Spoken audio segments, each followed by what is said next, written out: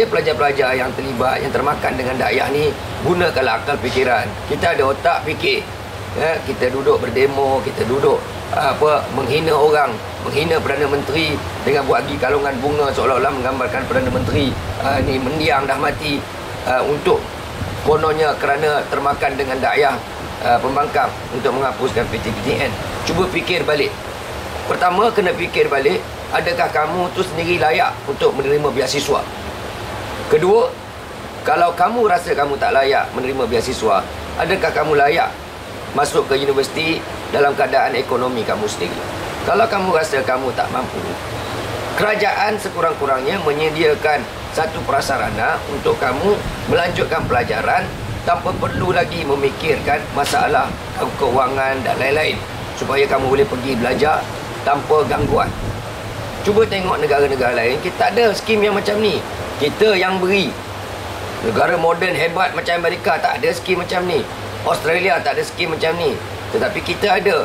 Maka kita sepatutnya menggunakan peluang yang ada ni, belajar sungguh-sungguh, dapatkan kelulusan yang baik, insya-Allah dapatkan pekerjaan yang baik. Bila kita dapat pekerjaan yang baik, kita pergi kita gunakan pendapatan kita dengan pekerjaan itu untuk bayar balik sumbang bantuan pinjaman PTPTN ni, untuk membolehkan pelajar akan datang juga melalui sistem yang sama mendapat peluang pergi ke IPT.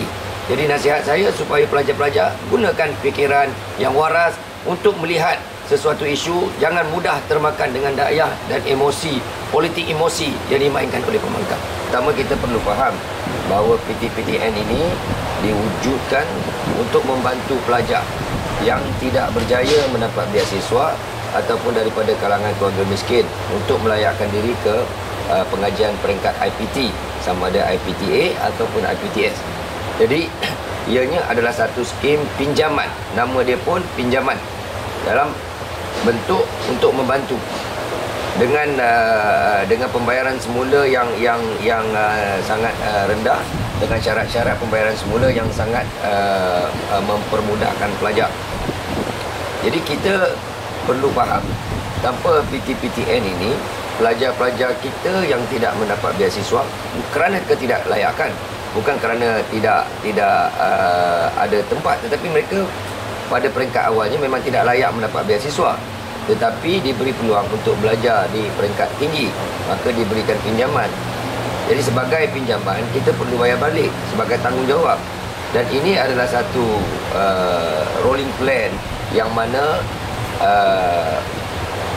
pelajar-pelajar kita yang telah berjaya melalui sistem ini mendapat pinjaman PTPTN, bila mereka sudah mendapat kerja, mereka membayar balik dengan tujuan supaya tabung ini boleh membantu pula pelajar lain di masa akan datang. Jadi dia akan bergerak generasi ke generasi tanpa kita perlu lagi mendapatkan bantuan dana daripada kerajaan. Satu. Kedua, kita perlu faham bahawa PTPTN ini adalah skim sukarela. Jadi bagi pelajar-pelajar yang merasakan bahawa mereka tidak mahu bayar balik ataupun mereka tidak perlukan PTPTN, maka tidak ada sesiapa pun yang memaksa mereka untuk mengambil skim ini. Mereka boleh ambil tajaan, sama ada daripada parti pembangkang ke, kalau dia nak minta beasiswa daripada Anwar Ibrahim ke, daripada PKR ke, daripada PAS ke, DAP, kalau mereka nak bantu.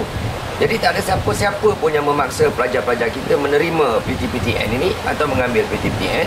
Kalau mereka merasakan bahawa mereka tak mau bayar balik, mereka merasakan bahawa mereka nak semuanya percuma, satu, mereka perlu belajar baik-baik, dapat kelulusan yang baik. Kalau mereka dapat kelulusan baik, mereka akan dapat beasiswa. Bila mereka dapat beasiswa, mereka tak payah bayar balik. Tetapi kerana kelulusan mereka pun tak seberapa, tetapi nak diberi peluang juga belajar ke peringkat tertinggi, maka diberikan ruang melalui PTPTN. Ketiga, mereka perlu faham dengan mainan gimmick politik pembangkang.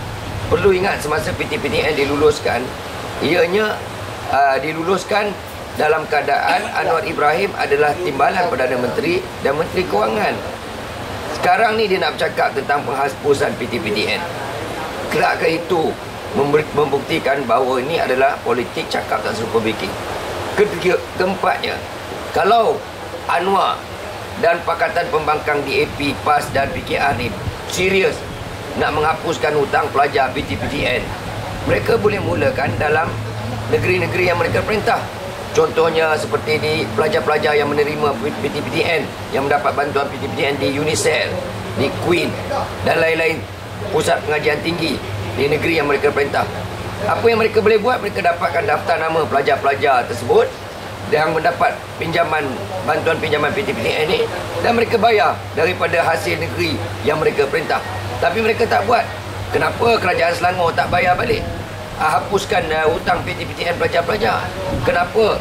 Adakah kerajaan ataukah rakyat, pelajar-pelajar boleh termakan dengan dakyah mereka akan menggunakan wang Petronas untuk menghapuskan pinjaman PTPTN, sedangkan di Selangor yang mereka berkuasa, mereka boleh guna wang daripada GLC, GSC Selangor, mereka tak guna.